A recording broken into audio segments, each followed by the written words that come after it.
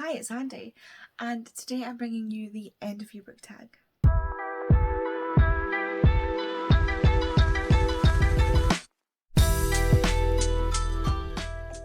The very fact that I'm saying the words end of year is kind of freaky.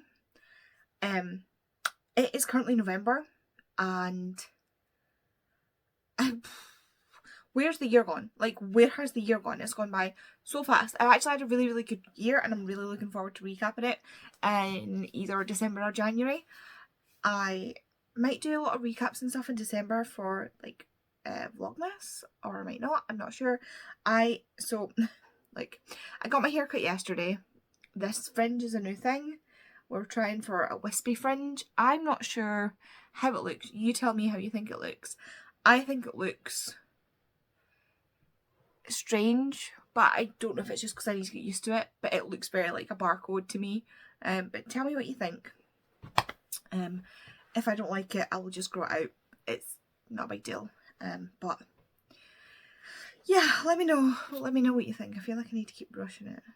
But yeah, be kind, but let me know what you think. So I'm going to do the end of year book tag. And again, can't believe we're at the end of the year. But this video is basically to transition you from autumn into winter into the end of the year. And yeah, that is the kind of time of year we're at now. So instead of saying the same sentence several different ways, I'm gonna go ahead and just jump right in. Sorry if you can hear kids outside. It's not even school finishing time yet, and yet people's children are screaming outside. Don't know why, but we'll just carry on through it. It's fine. As always, I have the questions over there on my computer, so that's what I'm looking at over there. The first question is, any books that you started this year you need to finish? So yes and no. If you have seen my TBR, it's a November-December TBR. So it is for the end of the year. So technically I do need to finish all those books, but I haven't started them. I only have 2 books on the go at the moment, and I am just reading them. Normally I've got an audiobook and physical book. So there's nothing that I'm like, not like last year when I was reading the Clarlands Almanac where it was like a month per chapter.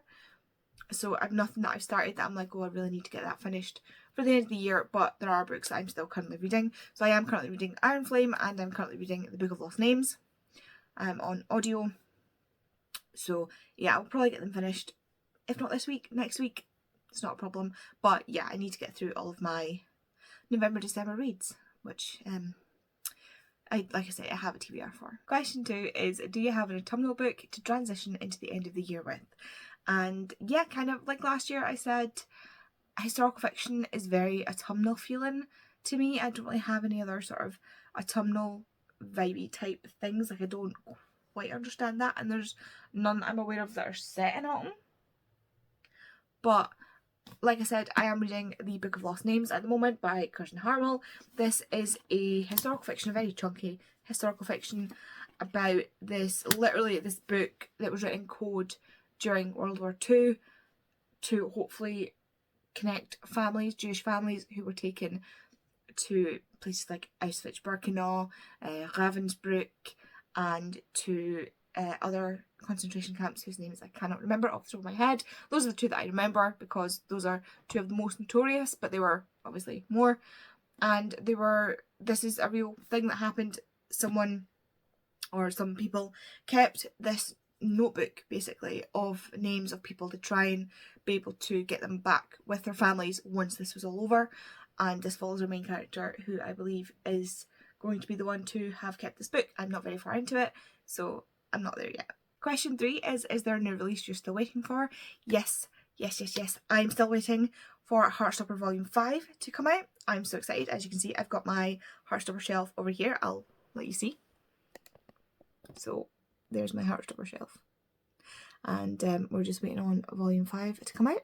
So yeah, Heartstopper Volume 5 has been pushed to December. I'm so excited about that. The only other pre-order I still have is Unnatural Death, I think it's called. I don't know why I'm looking at those books, they're not going to tell me. I think it's called Unnatural Death by Patricia Cornwell. It's their newest in the Chaos Scarpetta series. And also, I've just found out today or yesterday that Stephanie Archer is releasing another book in the Vancouver something series. The first one is Behind the Net, and the next one is called The Fake Out. And I'll be honest, I loved Behind the Net. Like, I forgot how much I loved Behind the Net until I had to talk about it during my wrap up, and then I've not stopped thinking about it since. Like, I really want to reread it just to refresh it, and then I'm really excited to read The Fake Out because I didn't realise she was going to do a second one, and I'm really excited. It's like what a lot of romance authors are doing at the moment. It's a companion series, so it is I believe the sister of the female main character in the first one. So I'm really excited for that. I really, really, really enjoyed Behind the Net. It is sort of not necessarily second chance romance, but like they both liked each other in high school but didn't think the other one knew they existed, and then they're kind of like forced together, forced proximity. It was, I really, really, really enjoyed it, and I really want to reread it now. Can't afford to reread, I have so many books to read. Question 4 is, what are 3 books you want to read before the end of the year? And for that I have 3 fairly different books for 3 very different reasons. And the first is After Love by Tanya Byrne. This book has been haunting me this year. No pun intended, that was terrible. I'm sorry. I didn't realise that was going to come out. This is a book about a girl who dies at midnight on New Year's and becomes a reaper. And she uses this to be able to go back and see her girlfriend. And that is what I think the premise of the story is. I might be wrong. This has been on, I think, at least 3 TBRs this year. And it's YA, so I'm very scared that I'm not going to like it. And I've got the beautiful Fairy Loot edition that Tori gifted me. I'm very scared I'm not going to like this. So I just need to like rip the band-aid off and just read it. Just like at least read the first chapter, give myself a chance to see if I'm going to like it. But yeah, I think it's also set in the UK. I just flicked to a page and it said A&E rather than like urgent care or whatever it is that Americans go to when they're, dying. Anyway, I don't know, I'm scared. The next is another book that's kind of been haunting me, and that is Make You Mine This Christmas. I always call it Make Me Yours This Christmas, but it's Make You Mine This Christmas by Lizzie Huxley Jones. And again, I've got this beautiful Illumicrate edition that was sent to me by Emma. I say sent to me, I purchased it off of Emma's Vinted. It is the signed edition, and I'm really excited to read this. This is a female romance, and one of the main characters has Ehlers-Danlos syndrome, like I do, and I want to read more, but I'm so scared that I'm not going to like it. I don't see why I wouldn't like it. I don't see why I wouldn't like it, but I think I got it in my head that I had to read this at Christmas, so it will be going on the TBR next month so that I can finally get over myself and read it. I do actually also have this in ebook format, so I actually do not have a single excuse as to why I've not read this yet. Next is one that I am very excited for, and it's only just arrived, so it'll be the next book that I read after I finish Iron Flame, and that is Bookshops and Bone Dust by Travis Baldry. And can we just get some appreciation for the edges? Like, come on. Look at this. So, if you don't know, Bookshops and Bone Dust is a prequel companion to Legends and Lattes. So, in this, Viv, who is the main character, is an orc. She's a mercenary and she's injured. And so, while she's sort of convalescing, I suppose, she befriends someone who owns a bookshop. That is what I've made up in my head that the synopsis of this book is. I might be completely wrong, but yeah, I don't really care. But it is before Legends and Lattes, and again, thank you so much, Lisa, for going on about this book and making us all read it, because I really, really loved Legends and Lattes, and I really think Legends and Lattes is what gave me the courage to start reading more high-ish fantasy. I'm not a fantasy girly. I don't read fantasy. Like, I have urban fantasy. I don't really do high fantasy. And this is cozy fantasy, but it's also high fantasy. It's set in a new world, new creatures. It's not set in our world with some magical elements like, you know, other books are. This is a totally new world, so it is high fantasy, but it's not really, really dense and scary, so it's getting me into fantasy. It's also part of the reason why I picked up Fourth Wing. Fourth Wing, really, I picked up because the main character and the author have EDS, and I also have EDS, and I wanted to see what the rep was like, but I really, really enjoyed it. And again, it's not like a fantasy. It is high fantasy in the sense that it's in a different world. There are dragons, there are like magical abilities, but like everybody else is human, basically. But yeah, so I think I'm stepping my toe into more high fantasy, and that is thanks to Lisa and Legends and Lattes, I think. So yeah, very, very excited to read this. This is a no-brainer. Like, I know I'm gonna love it.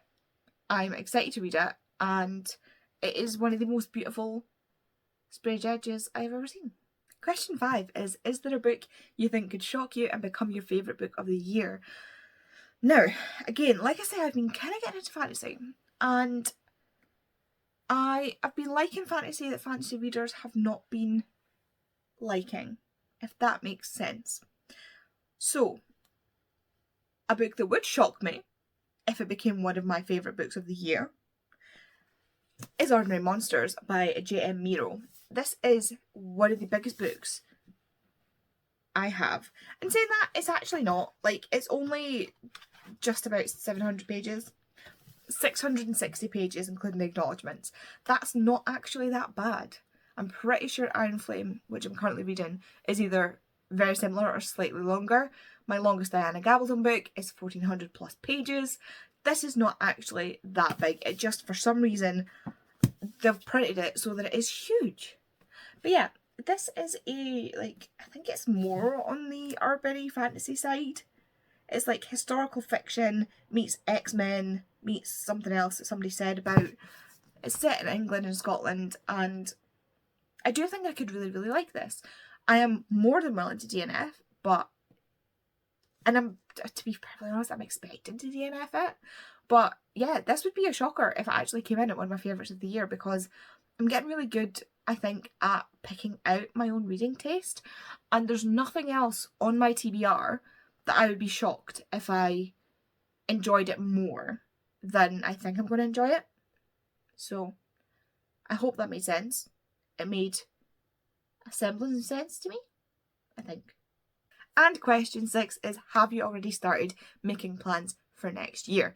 Yes-ish. So I have a TBR cart over here that you cannot see.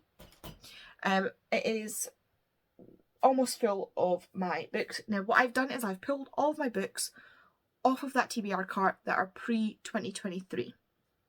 And so pretty much all of my pre-2023 purchases are books that I'm going to try and read by the end of the year. So my plan for next year is to then get through my 2023 purchases. What is left of my cart is like 40%, I think, of my purchases, because I've been tracking my purchases, and I think I've read 60%, which is really good. But I really want to keep up that trend of like getting through books that I'm reading and not allowing them to sit and stew on my cart, because all it does is give me anxiety. So that's the plan for next year. I also have this